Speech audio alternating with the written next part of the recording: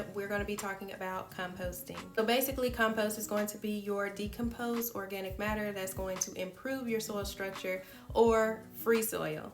But the key to composting and having it break down efficiently is the correct ratio of your greens and your browns.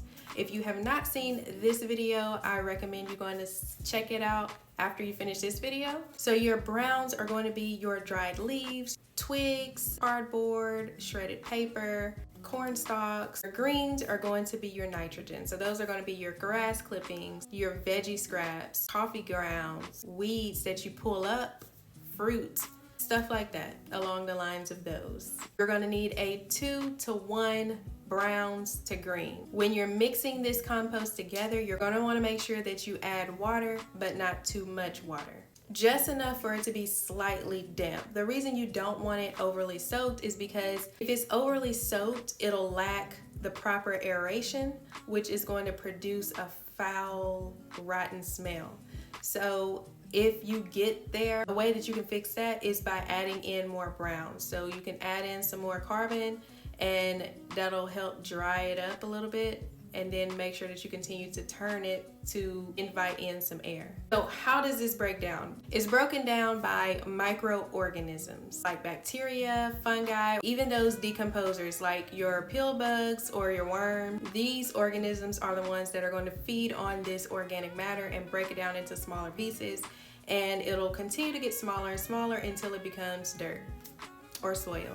But to speed up this decomposing process, you're going to need moisture, oxygen, nitrogen, time, and heat. However, it will start to smell terrible if it's too much moisture, too much greens, lack of aeration, and if it has meat or dairy products. You definitely do not want to put any meat or dairy products in your compost because these things have a hard time breaking down and it invites in pests.